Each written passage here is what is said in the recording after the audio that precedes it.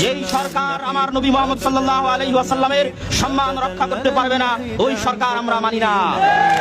যেই উপদেষ্টা বাক স্বাধীনতার নামে আমার নবীর বিরুদ্ধে কলম ধরবে, ওই উপদেষ্টার উপদেষ্টাগিরি আমরা মানি না। তোমাদেরকে স্মরণ করিয়ে দিতে চাই, কাদের রক্তের উপর ক্ষমতায় বসেছ, কাদের রক্তের উপর এই দেশ স্বাধীন হয়েছে, ইতিহাস ভুলে গেছো। 1757 সাল নবাব সিরাজউদ্দৌলার সেই পলাশীর আম্রকাননের ইতিহাস থেকে শুরু করে 1831 সালের বালাকোটের ইতিহাস থেকে শুরু করে 1857 সালের সিপাহী বিদ্রোহ থেকে শুরু করে 1947 সালের দুই দ্বিজাতি তত্ত্ব থিওরির উপর ভিত্তি করে মুসলমানদের আলাদা স্বাধীন রাষ্ট্র আন্দোলন থেকে শুরু করে 52 ভাষা আন্দোলন থেকে শুরু করে 71 স্বাধীনতা আন্দোলন থেকে শুরু করে 26 জুলাই আন্দোলন পর্যন্ত যত রক্ত ঝরেছে তার 90% বেশি রক্ত এদেশের মুসলমানেরা দিয়েছে।